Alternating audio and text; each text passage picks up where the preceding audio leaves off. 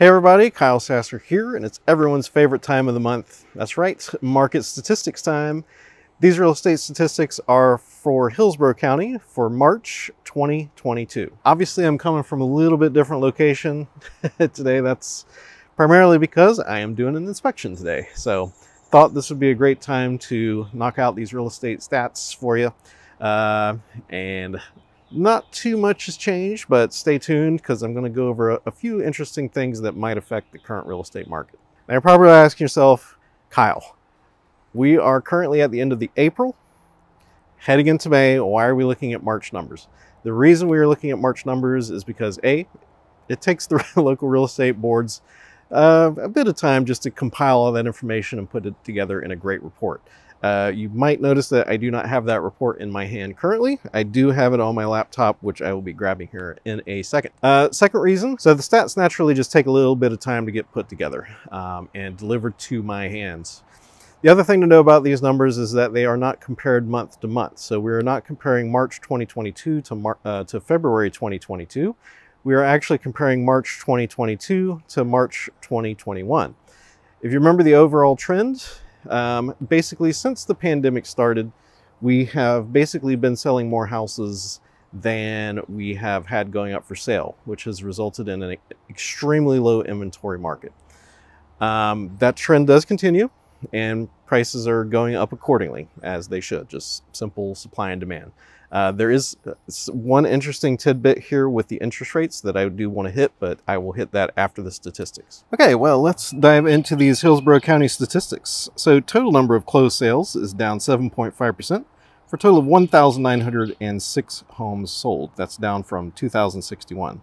Total number paid in cash is actually up 18.3% for a total of 562. Median sales price is up 27% for a total of 400. And the average sales price is up 21.3% to $487,580. In case you need a reminder, difference between median and average. So average sales price is when you take like 5 houses and you add the prices together and then you divide it by 5. That gives you the average sales price. Median is a little bit different. So with the median, let's say you have 10 houses. The median sales price is the point at which there's an equal number of houses for sale above and below that price point.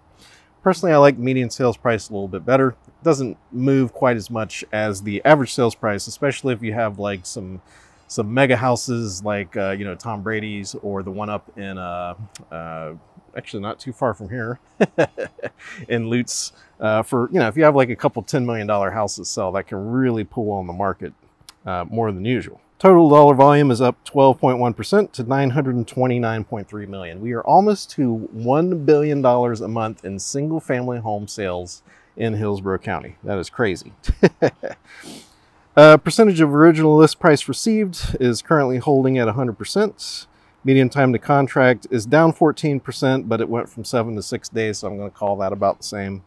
Number of new listings is down 5.3% to a total of 2,038, which is down from 2,152. And anytime anything is between 0 to 5%, I basically just kind of consider that as holding steady. It might be a slight trend, but basically what this is telling me is, with the exception of the median and the average sales price, our demand is about the same and our supply is about the same. So that long-term trend of rising prices is probably going to continue until one of these precursor stats changes a little bit. Total number of new listings was down 5.3% from 2,152 to 2,038, and total inventory was down 7.6% from 1,254 to 1,159. I do also like to break down the various price points here, because a $1 million house, or Thomas Brady's house, is going to sell in a little bit different time frame than a $200,000 or $300,000 house. It's not necessarily that the nuts and bolts of selling that house is a lot different, but just primary reason is the buyer pool is a lot less for the higher price points. So I'm not going to go over all these. I'm just going to hit the high points. So there was a total of 1 house under 100,000 that sold last month in Hillsborough County. That is a reduction of 85.7%. There was 70.6% fewer closed sales between the 200 and 250 mark for a total of 96. At the 300 to 400 mark, it kind of flips a little bit. So that price point's actually up 12.8% for a total of 609. 400 to 600,000 is up 83.8% for a total of 647. So what's happened there is as that median average sales price has risen, more and more houses are getting listed for sale in that higher price point, which is showing up in that kind of hard split at that $300,000 mark. Median time to contract has held relatively steady. Everything's hanging out around 6-7 days.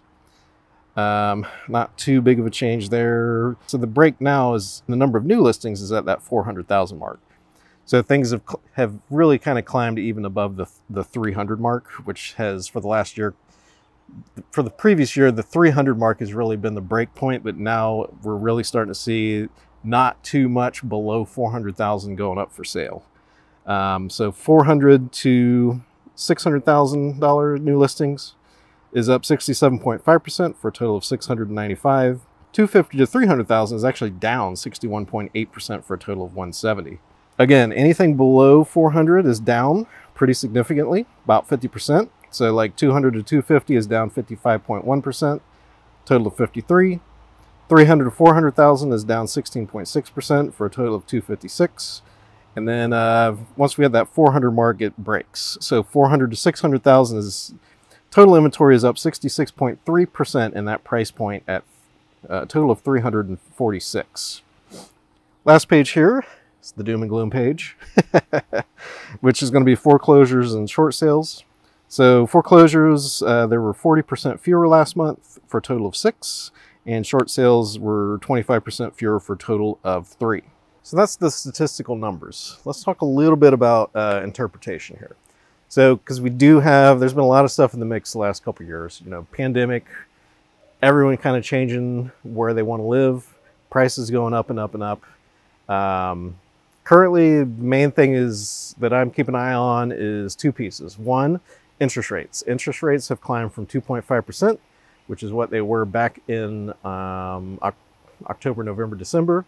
You could still get a 2.5% loan. Currently, interest rates are at 5.8%. That is an extraordinary change in such a short period of time.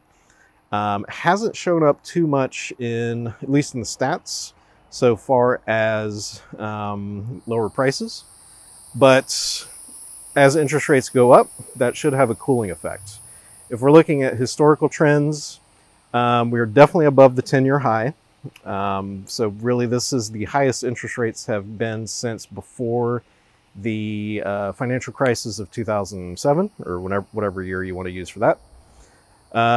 Back in 2000 to 2002, interest rates were 7 or 8% for 30-year fixed, which is also the reason why people were using ARMs or adjustable rate mortgages, which was also kind of a contributing factor in the economic meltdown of 2007.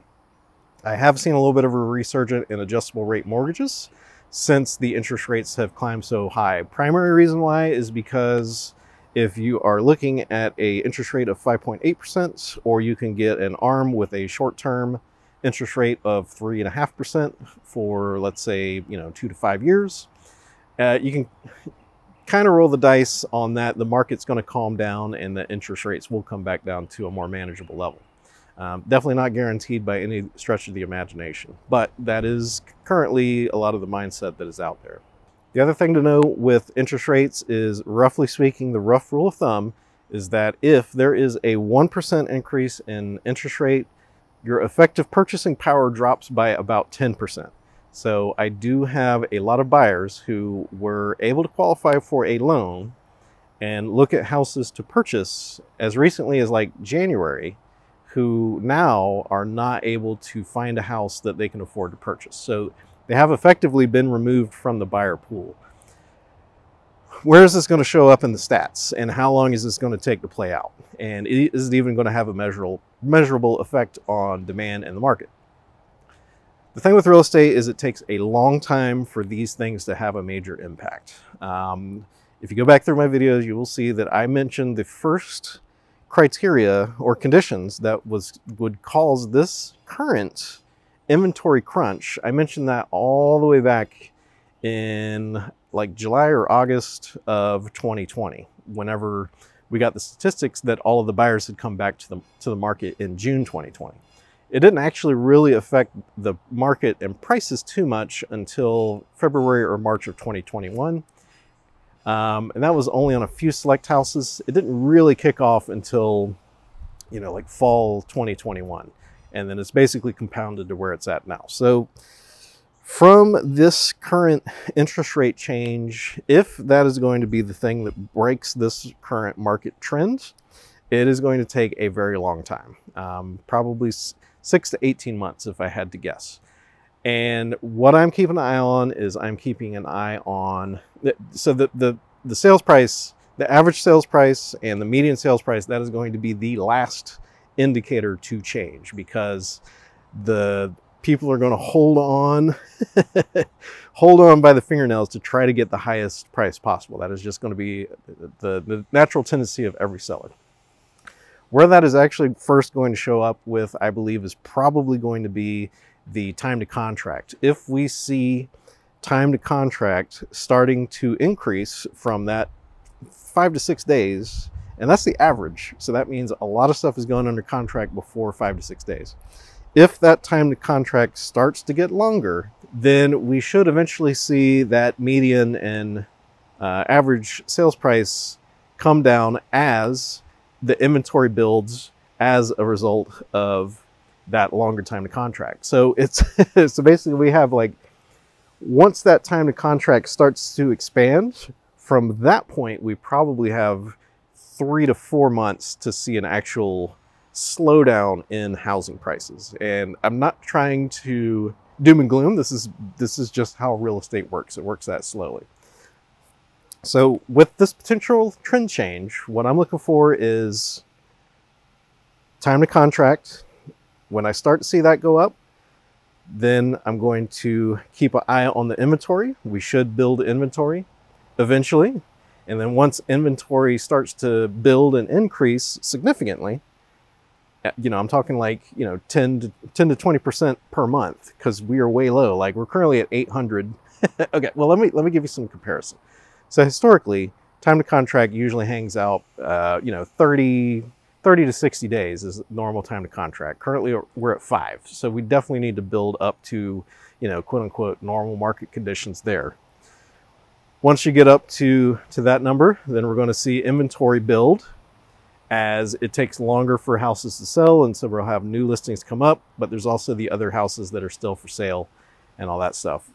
Right about that time when inventory starts to build, we're also going to see all of the multiple offers decline as well. And then once we're past all the multiple offer stuff, then that's when we will actually see housing prices, you know, average and median housing prices start to hold and not increase 27% in 12 months. So as you can see, I know that was a long-winded thing, because I don't want you to take this as it is instantly going to change tomorrow. And the truth is, from now until the time the market changes, prices are going to continue to go up. So my advice is always, you know, buy a house that you're going to enjoy living in. And if you are trying to time the market, it is extraordinarily impossible to try to do that. So, you know, just make the best housing decision that you can. I never believe it's a bad idea to buy a house that you love. And I'm keeping an eye on it. I have not seen any stats currently that indicate that there's anything that's immediately going to happen in the next, like, you know, 2-3 months. The only thing that can move something that fast is going to be complete economic collapse or probably war. Pandemic did it, but it only did it for 2 months. And then everybody came back, and that's where we're at right now. So thank you for tuning in to the statistics video.